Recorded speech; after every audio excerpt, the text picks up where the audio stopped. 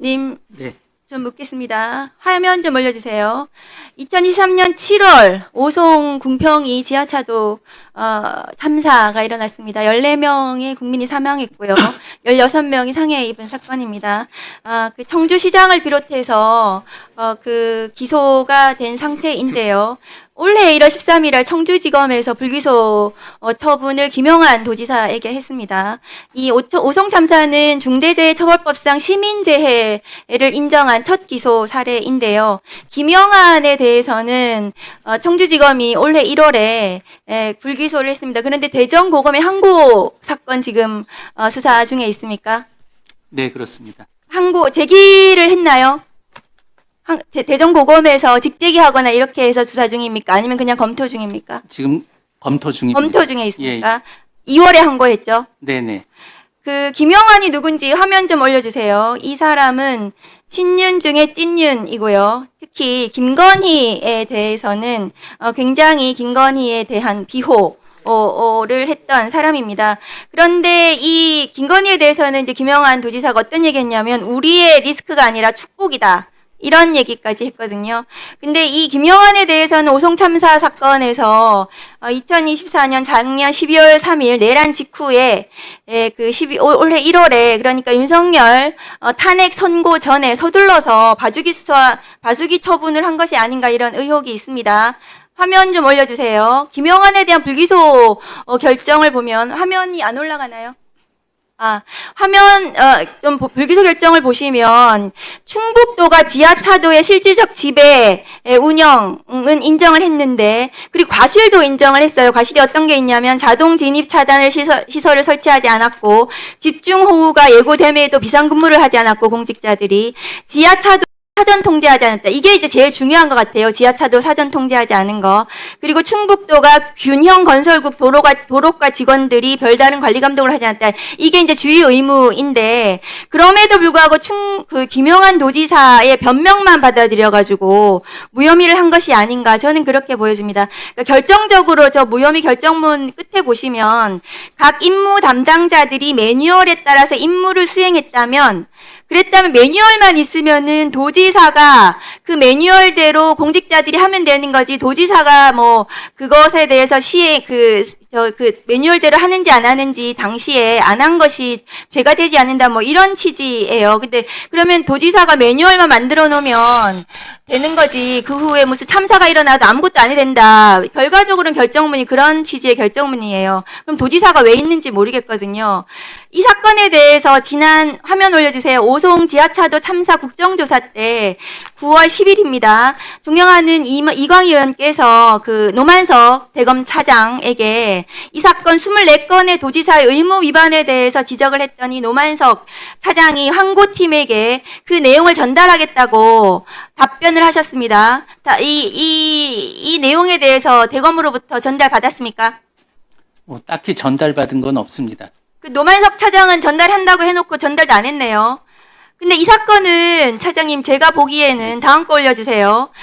이 사건, 이게 혐의 여부에 대해서 판단을 하실 때 도지사가 예방 의무를 안 한 것에 초점을 맞추시니까 불기소 결정문이 저렇게 나오는 건데, 미호천 제방이 무너지고 지하차도의 침수 당시를 포커스를 맞추시면 직무유기가 저는 인정이 될 것 같아요. 왜냐하면 실시간으로 도지사가 왜 이 지휘를 하지 않았는가, 이 부분이 직무유기가 될 것 같습니다. 그런데 김영한 지사는 이 미호강이 범람하고 있는 전날, 그 폭우가 막 쏟아지는 저 와중에 전날에, 저 때도 이미 재난 3단계였습니다. 그런데도 서울에서 기업인과 만찬을 했습니다. 그리고 그날 오송 참사 그 시간 8시부터 10시 사이에 나가지 않고 집에서 SNS를 하고 있었어요. 딴 걸로. 그리고 참사 시점에, 그 다음에 참사 당시에는 또 짜글이라는 맛집을 또 왔다 갔다 하기도 했고요. 그런데 6시 40분에 집중호우 대책회의 하던 당시에 이미 이제 그때 미호천이 범람하고 막 사고가 막 직전에 그때 지하차도 차단 지시만 해도 됐던 사안이었거든요. 그걸 하지 않은 거예요. 충북도지사가. 그 당시에 회의를 할 당시에 여기에다가 포커스를 맞추시면 직무유기가 인정이 되신다. 그래서 항고팀에서 이 부분을 좀 집중적으로 검토를 해서 직무유기로 이 김영환 도지사에 대해서는 처리를 하셔야 된다. 이런 생각이 듭니다. 왜냐하면 이 김영환 도지사가 이 회의 당시에 그런 조치 자체를 하지 않고 차단 조치를 하지 않고 자기가 뭐 했냐면 점검한다 그러면서 화면 올려주세요. 자기 땅이 있는 괴산댐 쪽으로 가가지고 뭘 점검한다고 괴산댐을 점검을 합니다. 그런데 참사 현장에는 5시간 후에나 나타나요. 그러니까 김영환 도지사는 전반적으로 전날부터 저때까지 전체적으로 직무유기의 범위를 가지고 제대로 된 지휘 감독을 하지 않고 도로 차단 지시를 하지 않은 이 부분이 저는 인정이 되지 않겠나 이런 생각이 듭니다. 마지막으로 좀 올려주세요. 이게 지금 윤석열 정부의 재난을 대하는 태도입니다.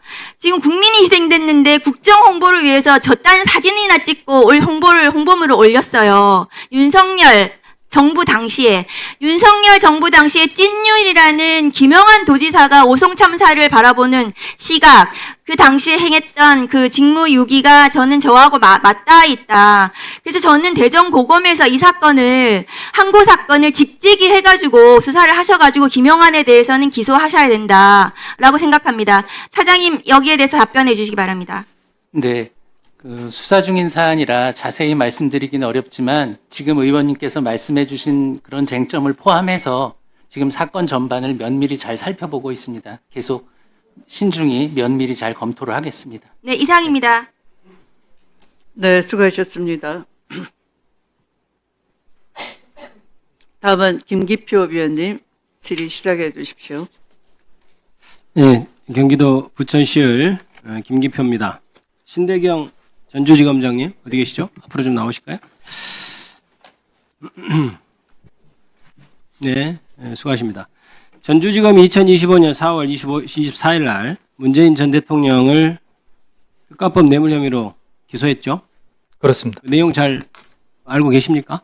저 부임한 이후에 살펴봤습니다. 지금 공판 진행 중인가요? 그렇습니다. 공판 진행 사항도 챙기고 계시고요? 지금 사실은 중앙지검에서 공판을 그렇군요. 예, 네. 그렇습니다. 네. 네. 그래도 뭐 자, 살펴는 보고 있습니다. 공소 사실 요지가 뭐죠? 그 뇌물 공여자 이상직으로부터 부정한 청탁을 받고 딸 급여. 딸 부부 태국 생활을 지원했다는 명목입니다. 부정한 청탁도 들어있던가요? 뇌물인데. 부정한 청탁은 없습니다. 네. 제가 그거를 좀 물어보고 싶어서 그래요. 애초에 이 사건이 제3자 뇌물 취득으로 수사가 됐었던 것은 알고 있습니까? 네, 제가 부임하기 전에 있었던. 자, 그럼 이렇게 물어보죠. 보통 수사를 할 때 일반적으로 뭐 특별수사라고도 하고 반부패수사라고도 하는데 통상은 기본적으로 뇌물이 되냐 이렇게 수사하면서 따져 들어가다가 그죠? 그게 기본이고 안 되면은 이게 제3자 뇌물이 되는지 이렇게 보통 검토의 네. 순서가 그렇게 되는 거 인정하시죠? 네. 근데 이 사건은 굉장히 특이한 것이 처음에 수사하는 과정을 보면 제3자 뇌물로 수사를 하다가 갑자기 뇌물로 돌아선 수사라고 저는 보고 있습니다. 그래서 나온 게 경제적 공동체 이런 개념이 들어갔는데 그 사실을 알고 계신가요? 네, 뭐 저희 와서 부임한 이후에 굉장히 이례적이죠. 수사하는 방향이.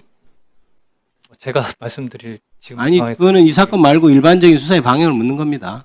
수사해 보셨을 거 아니에요?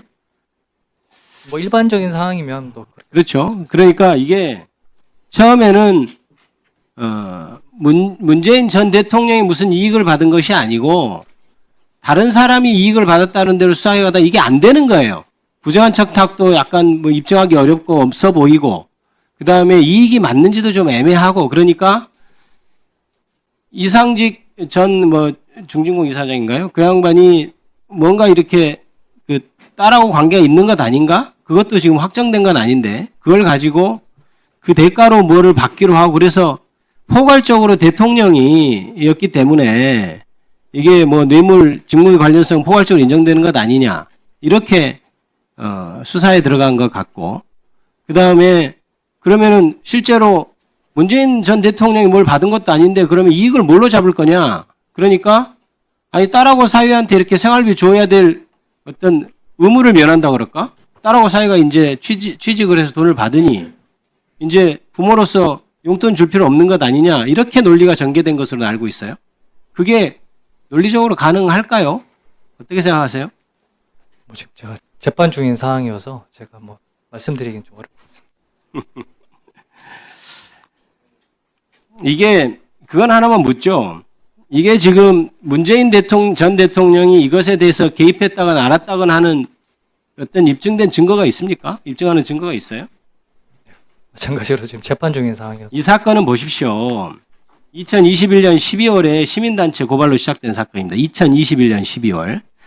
그리고 나서 그 전에 물론 지금 국민의힘 전신인 당에서 소속돼 있던 광모 의원이 이거를 문제가 있다고 이제 정치적으로 선전을 하기 시작하고 해서 결국 시민단체가 고발을 했고, 그것이 수사가 전혀 진 적이 없다가 윤석열 정권이 2022년에 들어선 후에도 계속 수사가 진 척이 없었어요. 그러다 2023년 9월에 이창수 검사장이라고 하는 사람이 전주지검에 부임하자마자 갑자기 수사에 드라이브를 걸어서 결국 수사하고 기소까지 이른 사건입니다. 그 경위에 대해서는 알고 계신가요? 죄송합니다. 제가 상세한 경위는 잘 모르고 있습니다. 뭘 준비하고 오신 거예요? 국정감사? 이따가 다시 물어볼까요? 준비되실 때까지? 그래서 결국 그때 당시에 김건희 일가의 양평고속도로 특혜가 백지화된 사건이 있었고, 그다음에 해병대 최상병 사건 문제가 터졌고, 그리고 잼버리 파행 등으로 윤석열 정부가 집권 1년 만에 위기에 직면했던 시기에 결국 검찰이 전 대통령 끌어들여가지고 수사해서 망신주기 한 거 아니냐는 얘기가 파다했던 사건입니다. 그거는 그런 언론 보도는 알고 계신가요? 네, 뭐 언론을 통해서는 알고 있는데요. 그게 뭐 직접적인 관련성이 있는지에 대해서는 제가 잘 모르고 있습니다. 자, 그러면 시간이 좀 애매하네요. 일단 저희가 문제를 삼고 있는 것은 뭐냐면 수사에 중요한 내용은 뭐 수사 재판 중이니까 제가 더 묻지는 않겠습니다. 그런데 이 지금까지 검찰이 전 정권에서 정적 죽이기에 앞장섰다는 것을 포함해서 이전 대통령에 대한 수사로 정적 돌파구를 마련하는데 이용된 것 아니냐고 오해를 생각하는 게 저는 오해가 아니라고 생각합니다. 실제 그랬다고 생각하니까. 이게 문재인 전 대통령 사건이라고 저는 생각해요. 그런데 아까 얘기했던 그 모 검사장이 부임하고 나서부터 딸에 대해서 자택 압수수색 사실이 변호인 도착하기 전에 언론에 실시간 중계가 되고, 그렇게 해서 일단 망신주기를 하는 거예요. 그동안 검찰에 대해서 비판이 가져졌던 게 뭐냐면 그렇게 수사에는 관심이 없고 망신주기 하려고 하는 것 아니냐, 이런 의문이 있었고, 그 다음에 검찰 사위의 칠수논문 운영을 목욕탕까지 찾아가서 사돈 감싸려다 큰일 난다, 아들 살려야 하지 않겠느냐, 이런 식으로 회유와 협박 같은 것을 하고, 이런 수사 행태가 문제가 됐던 것 아니겠습니까? 그에 대해서 잘 알고 계시죠? 네, 뭐 수사 과정에서 그런 일이 있었다는. 그래서 검찰은 여러 가지 문제점이 있습니다만은 문 전 대통령이 마지막에 본인이 이 사건에 대해서 해명을 하겠다고 해서 시간을 좀 달라고 해서 서면 진술서를 작성 중에 있었거든요. 그걸 기다리지도 않고 기소를 해버렸던 사건입니다. 그래서 물론 지금 중앙지방법원에서 재판을 하고 있지만 그 부분에 있어서도 잘 한번 살펴보셔야 될 것 같다는 생각이 들고, 만약에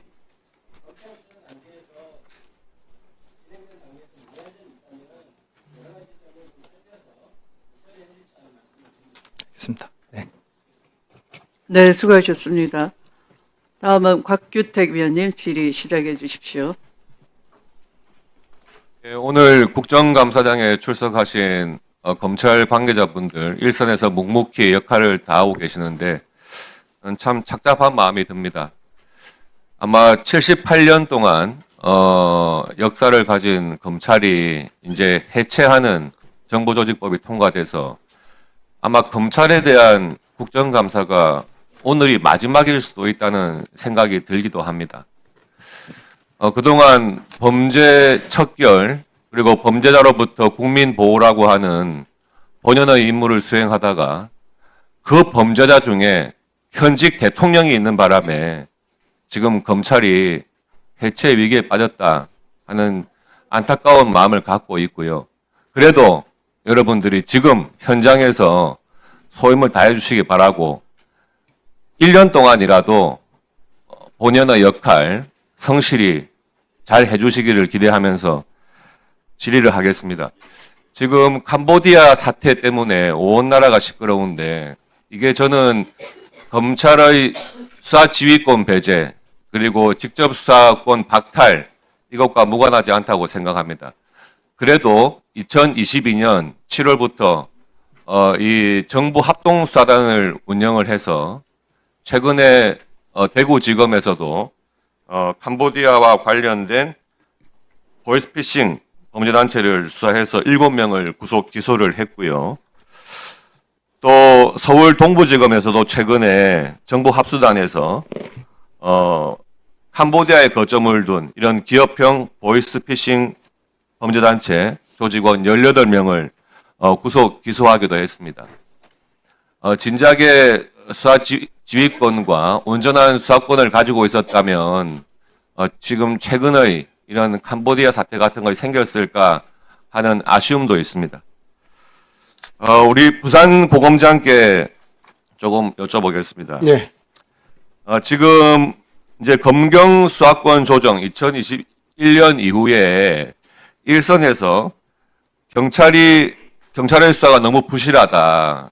그래서 그 사건의 피해자, 고소 고발인, 또 변호인들 굉장히 불만들이 많고요.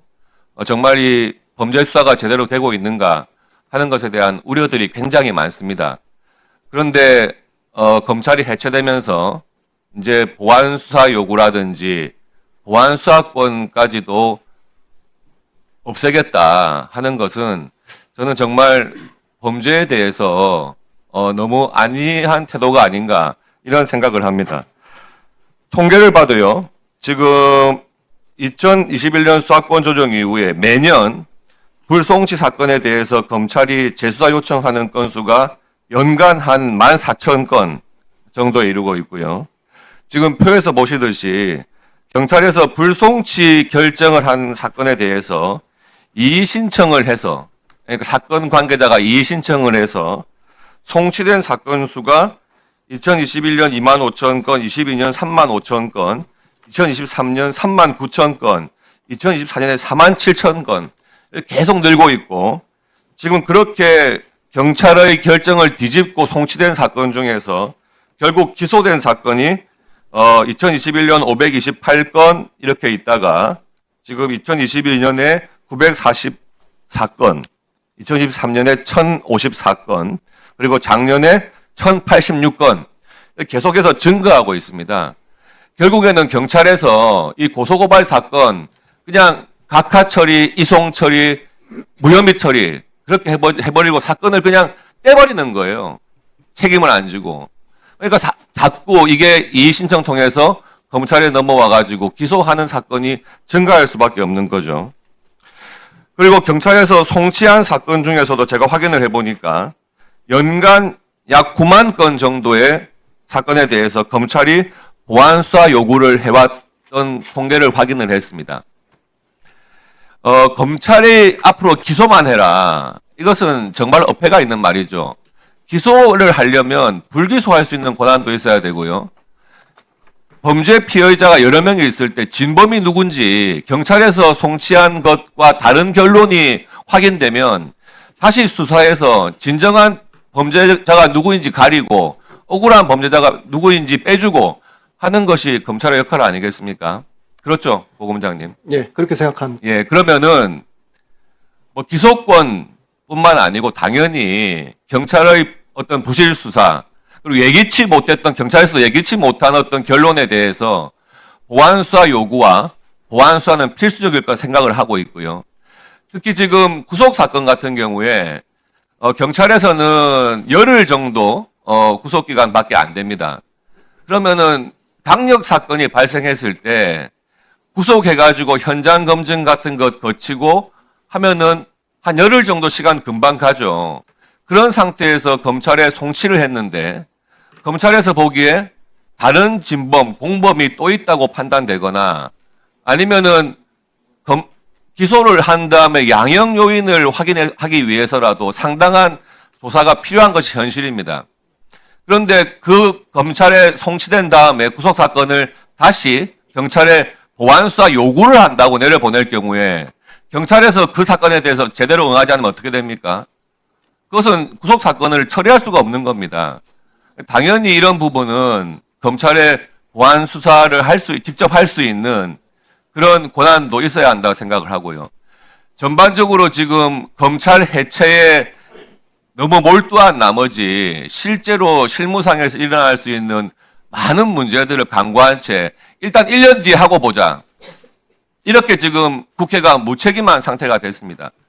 저도 정말 검찰에 몸담았던 입장으로서 정말 안타까운 마음이 들고 국회의원의 한 사람으로서 이런 악법이 통과된 것에 대해서 굉장히 죄송한 마음이 들지만 우리 고검장님 입장에서 보안수사권, 보안수사 요구권 입장이 어떠신지 한번 말씀해 주시죠. 예, 위원님 말씀하신 바와 같이 경찰에서의 불송치 사건이 상당히 부실하게 처리가 돼서 법조계에서 여러 가지 이야기가 있다는 말씀, 이야기가 많다는 것은 저도 듣고 있는 바가 있고요. 또 기소를 담당하게 된 검사 입장에서 기소 여부를 보다 신속하게 결정을 하고 또 사건 처리의 완결성도 높이고 또 공소유지 단계에서의 충실한 공소유지를 위해서는 말씀하신 검사의 송치 사건에 대한 보완수사권은 필요하다고 개인적으로 생각을 하고 있습니다. 그리고 보완수사 요구권과 관련해서도 2021년 수사권 조정 이후에 기속력이 없는 보완수사 요구가 반복되면서 사건 처리가 지연되고 책임 소재가 불분명해지는 그래서 범죄 피해자 구제에 어려움이 생기는 여러 가지 문제점이 있었기 때문에 결국은 1년의 유예 기간을 내 검찰 개혁 추진단에서 이러한 논의들이 실질적으로 잘 이루어져서 범죄 대응에 공백이 없는 또 검찰의 수사 전문성이나 효율성이 유지가 되고 신속하고 엄정한 범죄 대응이 가능한 방향으로 또 범죄 피해자와 사회적 약자 보호가 가능한 방향으로 이 제도 개선 논의가 생산적으로 이루어질 수 있기를 바라고 있습니다. 또 노력할 생각을 가지고 있습니다. 예, 이상입니다. 네, 수고하셨습니다. 다음은 이성윤 위원님 질의 순서입니다. 시작해 주시기 바랍니다.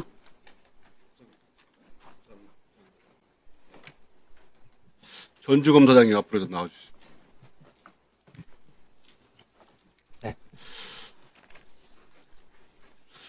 예, 전주 출신 이성윤입니다. 검사장님. 네.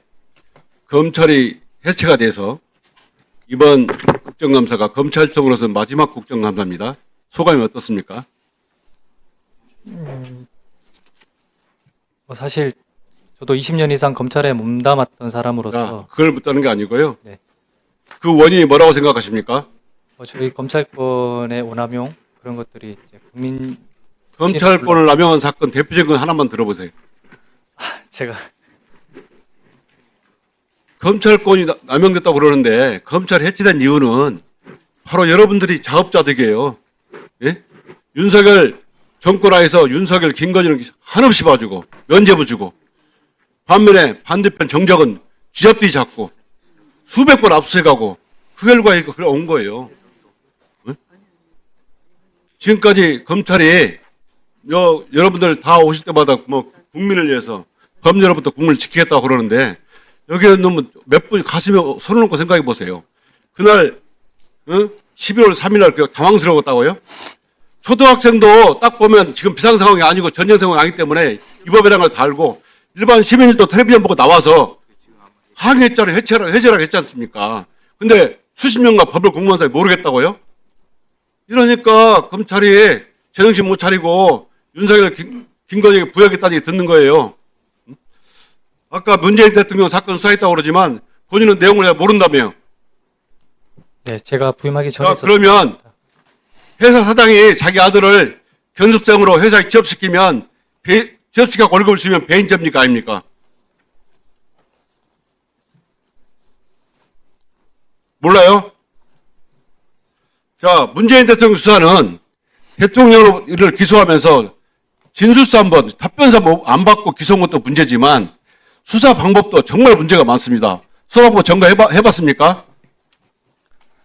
뭐 제가 지금 재판 중인 사안이어서 재판 중의 상황을 얘기하는 게 아니고 수사 방법에 대해 얘기하는 거예요. 제가 뭐 구체적으로 말씀드리긴 좀 어렵습니다. 아니, 검사장 아니에요? 검사장이 또 이런 짓을 하랍니까? 이게요, 전유직원 검사가 그 전 사이에 노모가 있는 목욕탕을 찾아가요. 그러면서 문자, 전화 모두 19번을 줍니다. 그리고요, 정말 꼭 만나자고 손님을 가장해서 목욕탕 들어가고 또 안 만나면 대통령 사돈 감찰에다 큰일 난다고 겁박까지 해요. 이 70 노무원을 만나서 뭘 진술을 듣겠다는 거예요? 이거 아십니까? 네, 알고 있습니다. 이런 걸 왜 이렇기 때문에 검찰이 해체되는 겁니다. 자, 압수수색은 몇 번이나 했는지 아십니까? 출판사 대표직까지 하고 총 압수수색을 30곳을 넘게 했습니다. 그것도 어린 손자의 아이패드까지 압수수색했어요. 그러다 보니까 압수수색 잘못했다가 준항고대에서 취소까지 됐지 않습니까? 더 황당한 것은 그래요. 출국금지를 남용했는데 김정준 여사의 이상 디자이너에 맞지 않습니까? 그 딸을 프랑스 국적인데 국내에 들어오자 핸드폰 비번을 가르쳐준다 한다 해가지고 출국 금지를 했어요. 그거 아십니까? 네, 지금 뭐 출국 금지 모두 다 해제된 것으로 알고 있습니다. 당연히 해제되죠. 출국 금지는 오랫동안 할 수 없습니다. 그런데 이 디자인의 딸에 대해서 비번을 안 깐다고 프랑스 국적에 출국 금지 해놓고 그런 거예요. 겁박한 거예요. 이렇게 출국을 남용이 되는 거예요? 검사장. 이거 보세요. 이거 되란 말이에요. 모르는 일입니까? 네, 지금 뭐 재판 중인 재판주 이상이 이거 뭔 상관 있어 이거? 이렇게 왜 수사를 잘못했는지 물어보는 겁니다. 알면 잘했다 잘못했다 그 말을 못해요? 당시 수사팀에서 뭐 필요성이 있어서 한 당시 수사팀이었다 하더라도 지금 본인 점검해봐야 할 거 아니에요?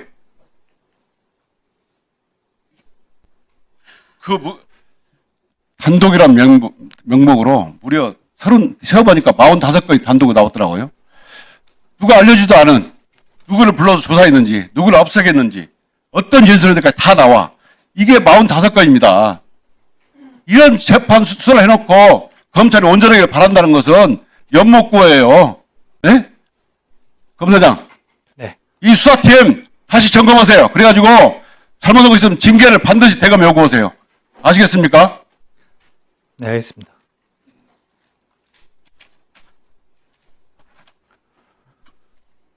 광주검사장, 광주고등검사장. 네. 검찰이 왜 해체되고 78년 만에 문을 닫게 된지 아십니까? 네. 책임을 통감하고 있습니다. 본인 책임은 없습니까? 없다고 말씀 못 드리겠습니다. 본인 책임이 있습니다. 당신이 수원지검에 2차장 근무할 때 김학의 사건 수사했지 않습니까? 김학의 출금 사건. 지금도 김학의 출금이 불법입니까? 이미 판결이 확정됐습니다. 윤석열의 구역에서 당시 검사장 문홍성을 제끼고 1차장이 지휘해야 되는데 2차장이 지휘하고 그것도 고등검사장이 고검장이 지휘하는 사건이 맞지 않습니까? 그렇지 않아요? 네. 당시 제가 차장으로 재직했는 이 사건이 잘된 수사입니까? 당신 때문에 기소해가지고 자기군 저를 포함해서 4명이 기소받아가지고 4년 2개월 동안 재판을 받았어요. 아십니까? 네. 알고 있습니다. 당신들을 기소해놓고 아무나 하면 승진하고 임세진 부장하고 광주검사장 승진을 거듭해서 지금 광주고검장 가 있죠. 선배들한테 무슨 낯으로 여러분 절차를 지켜서 수사를 할 수 있겠습니까? 아무도 책임지는 사람이 없어요. 지금이라도 그 검찰 수사가 잘못됐습니다. 사과드리고 사퇴해야 됩니다. 저는 이렇게 생각을 해요. 그런데 울산시장 사건도 무혐의라도 책임 사람 없고 오히려 승진했어요. 여기에 대해서 한 말씀 해보세요. 네, 말씀드려도 되겠습니다.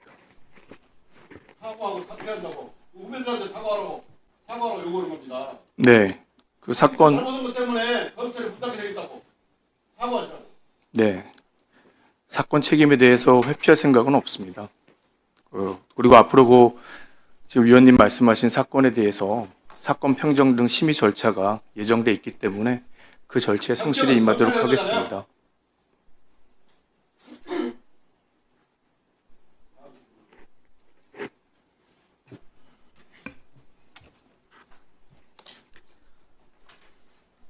우리 송강 광주구검장님 이 자리에 증인으로 나오셨는데 김학의 사건은 그 출국 금지가 불법이라는 사건은 무죄 확정이 됐습니다. 증인이 기소한 사건이. 아까 말은 뭐 사건에 대한 책임을 회피하지 않는다 그러면 잘못된 기소에 대해서 이로 인해서 수년간 고통을 받은 사건 관련자, 경제적 피해, 또 신용훼손, 사회적 지위의 박탈 이런 것에 대해서는 아마 보상이 불가능하다시피 하는 겁니다. 그러면 증인께서는 어떤 식으로 책임을 진다는 말씀입니까? 말씀 올려도 되겠습니까? 네. 네. 그 사건은 저희가 사건 혐의를 파악하고 게시한 것이 아니라 공익제보를 시작으로 수사에 착수하게 됐습니다. 그리고 수사 대상자들의 대부분 다 현직 검사였기 때문에 당시 공수처법상으로는 검사의 직무범죄에 대해서는 저희가 수사할 수 없는 상황이었습니다. 그래서 저희가 한 달 정도 수사를 하다가 그 사건을 공수처로 이첩을 했습니다. 저희는 그 이후로는 공수처에서 계속 수사가 진행될 것으로 기대를 했었는데 예상과 달리 한 열흘 만에 공수처에서 저희한테 다시 그 사건을 이첩을 해왔습니다.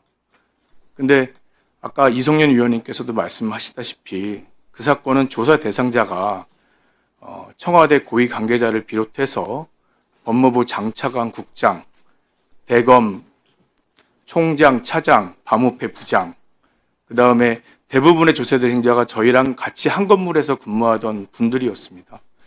그래서 그 수사를 진행하고 재판을 진행한다는 것 자체가 저희 수사팀으로서는 아니 그러니까 어떤 상당히- 식으로 책임을 회피하지 않겠다. 그 책임은 어떤 책임을 얘기하느냐. 그 말을 하는 게 그렇게 어렵습니까?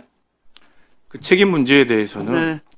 향후 절차가 지금 진행이 되고 있습니다. 그 아니 절차에 본인 입으로 말했지 않습니까? 사건에 대해서 책임을 회피하지는 않겠다. 그 책임은 어떤 것이냐는 거죠. 구체적으로. 그 책임에 대한 과오 유무나 정도에 대한 심의 절차가 예정돼 있기 때문에 전직 법무부 장관은 그 자리에 앉아서 직을 걸겠다 그 소리 잘 하던데요. 직을 안 거십니까?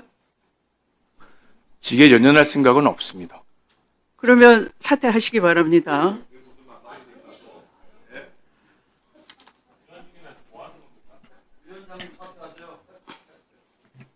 자, 그러면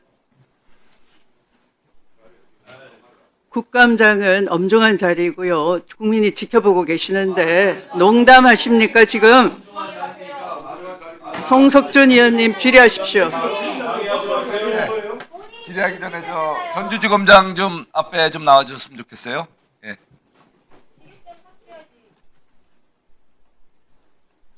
네. 예, 질의 시작하겠습니다. 예, 송강 고검장님. 네, 예, 정말 작년 이맘때 법무부에 계시면서 국감을 치르셨죠.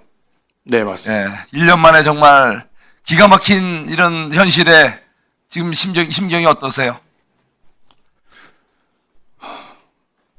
개인적으로 많이 착잡합니다. 착잡하시죠? 네.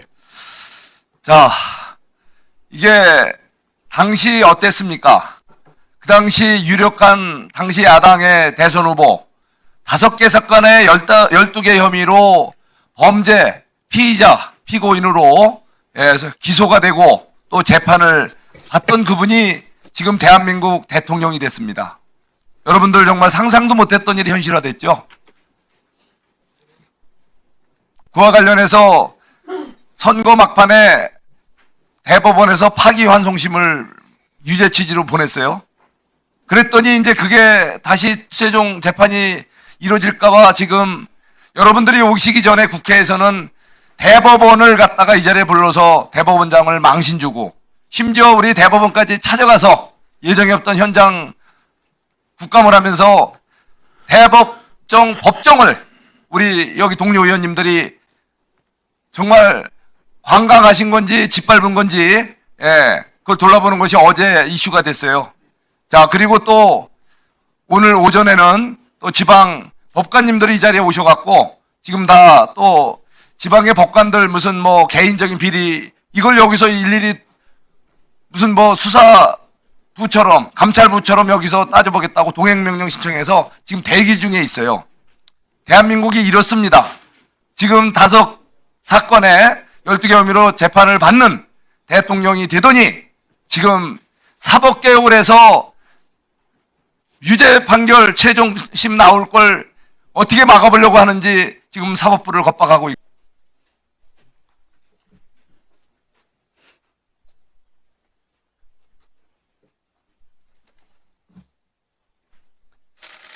안녕하십니까. 특허법원장 한규원입니다.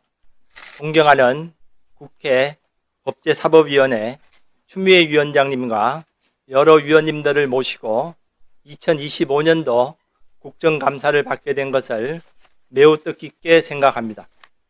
현황보고에 앞서 배석한 특허법원 간부를 소개하겠습니다. 수석판사 구자은입니다. 사무국장 나기웅은 별도 장소에서 대기하고 있습니다. 특허법원 업무 현황은 노트북에 담겨있는 법원 현황 자료를 참조해 주시면 고맙겠습니다. 다만 몇 가지만 간단하게 말씀드리겠습니다. 특허법원은 지식재산 전문 고등법원으로서 기술과 법이 융합된 고도의 전문성을 바탕으로 신속하고 공정한 재판을 도모하고 있습니다. 금년 7월부터 절차협의 규정을 담은 표준 심리 절차를 마련하여 시행하고 있습니다. 사건 초기 단계에 쌍방 당사자와 절차 진행에 관한 협의를 하여 소송 절차에 관한 구체적인 사항을 정하고 이에 따라 재판을 진행함으로써 소송 절차에 대한 예측 가능한 재판을 담보하고자 합니다. 우리 법원은 전문성을 더욱 강화하고 재판 품질 및 재판 실무 개선 노력도 하고 있습니다. 국제지식재산권법 연구센터를 통하여 IP 분야의 주요 이슈도 함께 연구하고 있습니다. 세계 유수의 IP 법원이 경쟁하는 이 시대에 특허법원은 국제적 경쟁력을 강화하기 위한 노력도 기울이고 있습니다. 매년 국제 컨퍼런스를 개최하여 특허법원의 위상을 높이고 특히 지난 5월 와이포와 공동으로 세계 22개국 IP 법관을 초청하여 IP 포럼인 마스터 클래스를 성공적으로 개최하였습니다. 또한 영문 판결집을 간행하여 와이포 등 주요 기관에 배포하고 있습니다. 지난 9월 24일에는 해외 거주 당사자의 국제적 사법 접근성을 제고하기 위해서 해외에서 온라인으로 변론할 수 있게 하였습니다. 저희 특허법원은 세계 최고의 IP 재판을 구현하고 전 세계 IP 재판을 선도하기 위하여 앞으로도 끊임없이 노력하겠습니다. 오늘 위원님들께서 주시는 질의와 제언은 특허법원이 더욱 신뢰받는 법원으로 거듭나기 위한 큰 밑거름으로 삼겠습니다. 감사합니다. 네, 수고하셨습니다.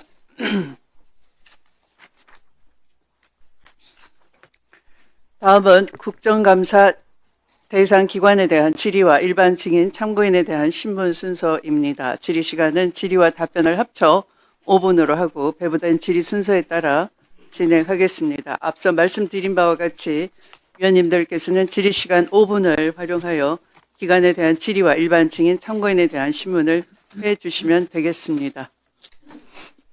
박은정 위원님 질의해 주시기 바랍니다. 네, 자료 요구 1분 시간 드리겠습니다. 망 사태가 법원에는 상대적 영향은 적지만 아직도 일부 다른 국가 전산망과 관계해서 재판에 관련된 그 조회라든가 여러 가지가 좀 한계가 있는 걸로 알고 있습니다. 우리 법원장님들 그 소관 기관에 국가 전산망 마비나 업무 마비 상황 좀 현황 파악돼서 오전적으로 좀 파악해서 좀 알려주세요. 자, 그리고 제가 이게 오늘 신문 보고 깜짝 놀랐어요. 어떻게 우리 법사위원장 출신 정청래 민주당 대표께서 추미애 위원장에게 연락을 했어요. 뭐 국힘 우리 뭐 회의 방해하면 형사고발하라. 그거 받으신 거 사실 아니죠?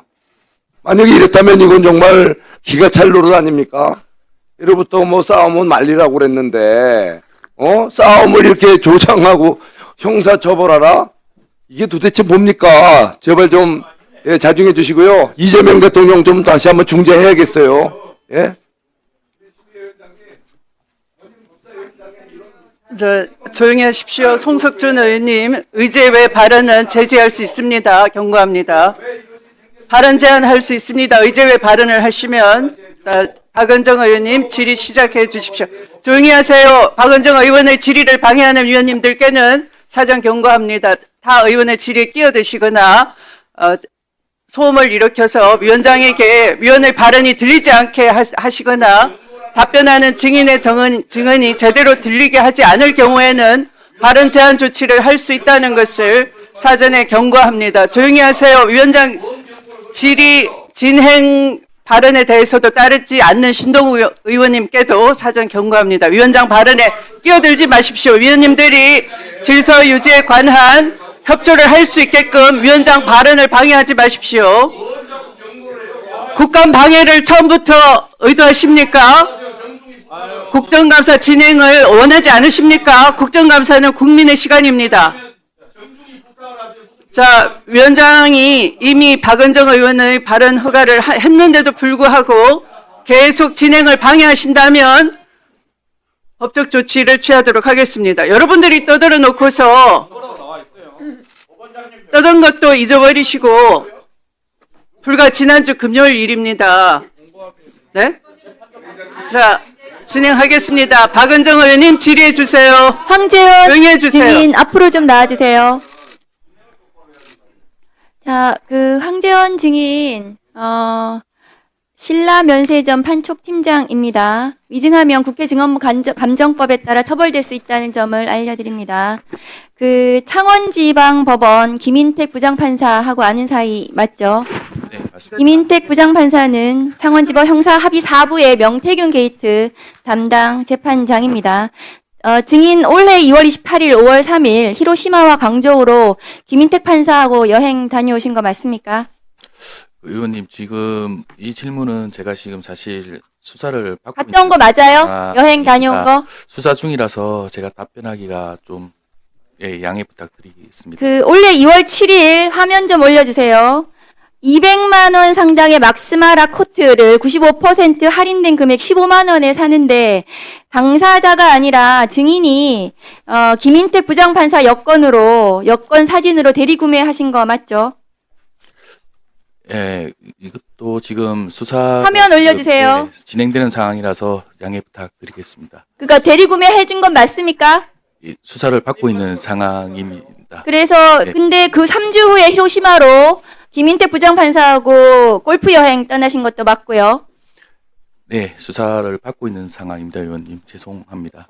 본인 2월 12일 날 인천지방법원에서 신라면세점 명품 시계 밀수 사건으로 집행유예 선고 받으시고 그 담당 변호사 조용현 변호사 판사 출신입니다. 서울고법 판사 출신 조 변호사와 김인택 판사와 본인 3명이서 히로시마 골프 여행 가신 거 맞죠? 네, 지금도 수사를 하고 있는 상황이라서 제가 좀 죄송합니다. 지금 올 4월에도 톰 안 하냐를 물어보 사실관계를 말씀하시면 되지 수사 중요하고 재판 중에 뭔 상관 있어요? 4월에 톰 브라운 바람막이 자켓을 또 증인이 구입합니다.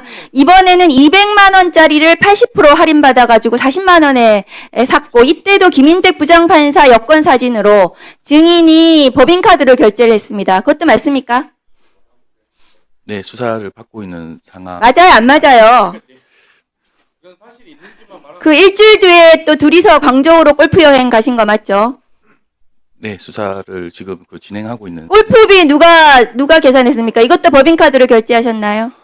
그 절대 안. 본인 수사 받는 것은 대리구매잖아요. 이거는 수사 상황이 아닌데 왜 답변을 못 합니까? 아닙니다. 수사를 받고 있는 상황. 관세법 대리구매로 지금 검찰에서 수사 중인 거 맞죠? 네, 맞습니다. 네, 이거 대리구매한 걸로 지금 검찰 수사 중이잖아요. 그러면 이 골프비 누가 냈습니까? 법인카드로 결제한 거 맞아요? 그 부분도 왜 신라 면세점이 그 판사 골프 접대합니까? 그 면세점하고는 전혀 관계가 없는. 그럼 본인 카드로 결제했어요? 그것도 지금의 회사랑은 전혀 관계 없는 거고요. 지금 본인이 왜 김인택 부장판사한테 이렇게 계속 대리구매해주고 접대해주고 왜 그러시는 거예요? 무슨 관계입니까? 이거 두 사람 알고 지낸 지 10년 넘었는데 이거 한 번만 그러신 거 아니죠? 대리구매 몇 번이나 해줬습니까? 지금 수사가 그 부분에 대해서도 지금 이루어지는 걸로 알고 있습니다. 이 당시에 관세청은 신고 됐는데도 당사자들 서면 조사조차, 특히 판사에 대해서는 조사조차 없었고 증인만 지금 대리구매로 중앙지검에 송치되어 있는데 본인하고 김인택 부장판사하고 공범으로 보여지거든요. 맞습니까? 네, 그 부분도 지금 중앙에서 지금 그 수사 중인 걸로 알고 있습니다. 본인 증언할 것도 없는데 왜 나왔어요, 그러면? 저는 들어가십시오. 최진수 윤리감사관님 나오십시오. 그 김인택 부장판사 명품 수수, 골프 접대 의혹, 이 지금 증인 답변을 보시면 사실로 확인이 되는데요. 올해 2월